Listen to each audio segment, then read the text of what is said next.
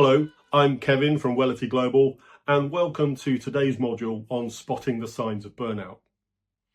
Most of us know what it's like to feel stretched, stressed, or close to the edge at work. As line managers, we see our teams juggling deadlines, responsibilities, and constant pressure to keep things running.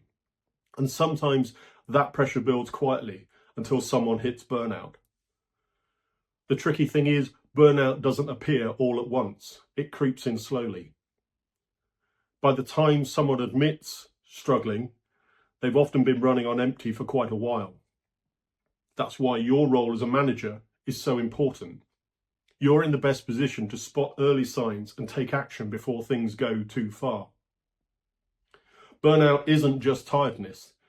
It's a recognized occupational phenomenon described by the World Health Organization as a response to chronic workplace stress that hasn't been successfully managed.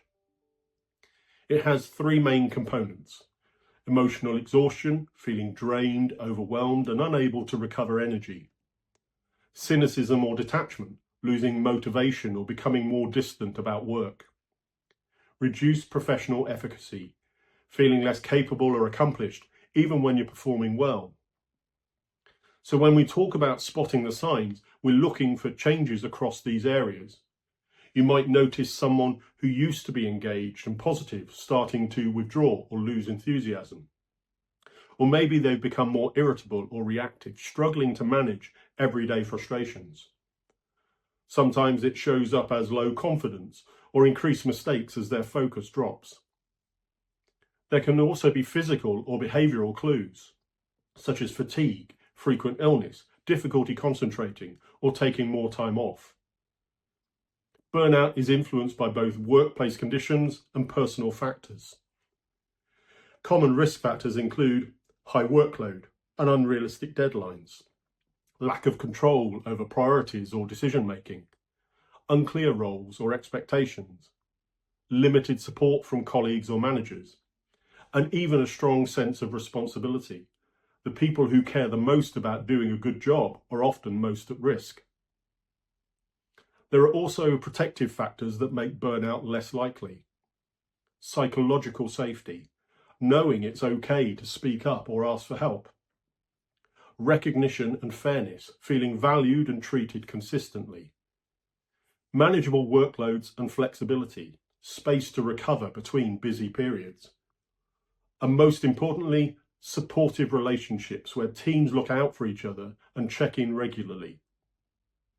Your leadership behaviours directly influence many of these protective factors. Simply creating a culture where well-being is talked about openly can reduce burnout risk across the entire team. If you notice changes that concern you, check in early. It doesn't need to be formal. In fact, the more natural it feels, the better.